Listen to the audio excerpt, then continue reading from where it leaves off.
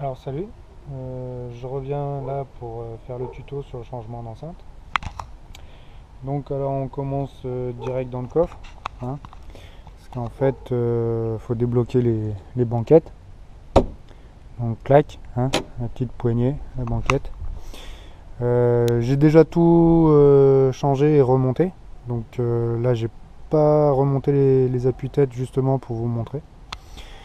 Donc en fait, je ne sais pas si vous voyez bien, de chaque côté du rond blanc où vient se mettre les barres en fer de l'appui-tête, il y a un petit crochet, petite plaque qu'on appuie là. Donc à gauche, il est en haut à gauche et à droite, il est en haut à droite. Il faut appuyer dessus avec un petit tournevis pour pouvoir tirer et sortir la barre en fer.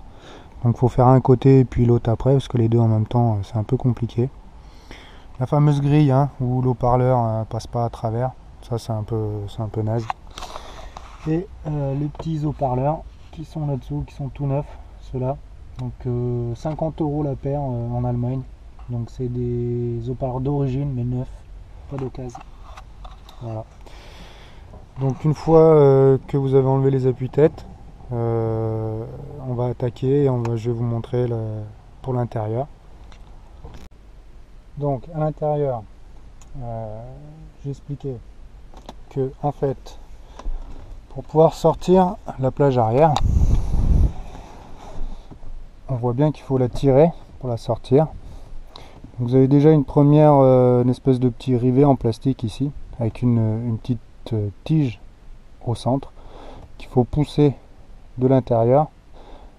La tige donc elle dessert un peu le rivet qui sort. Sinon vous arrachez tout, c'est dégueulasse. Donc faire ça propre. Hein.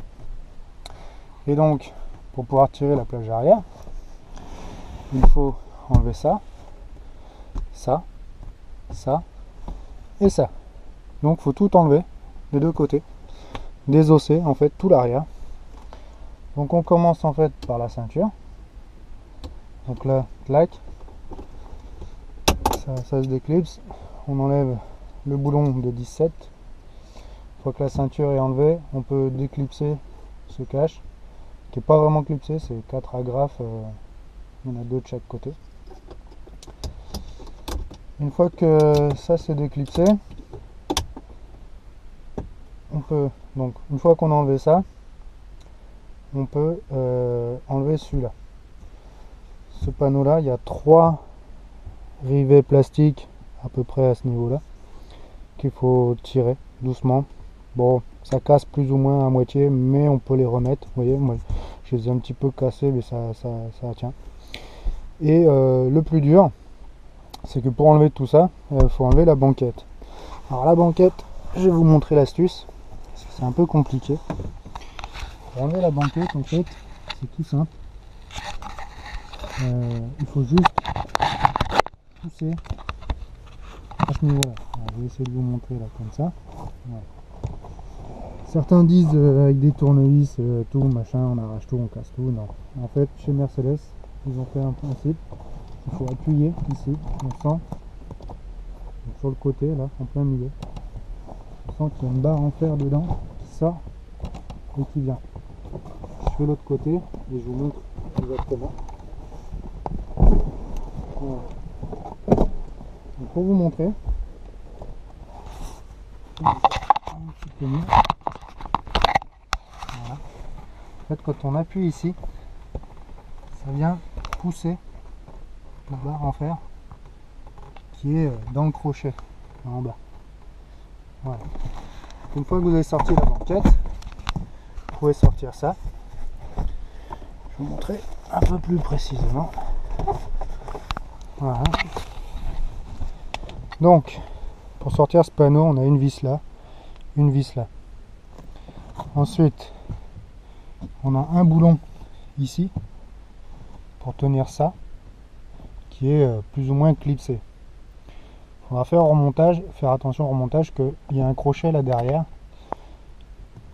où le panneau vient se clipser, en fait, pour pas qu'il y ait de jour entre le crochet et le panneau.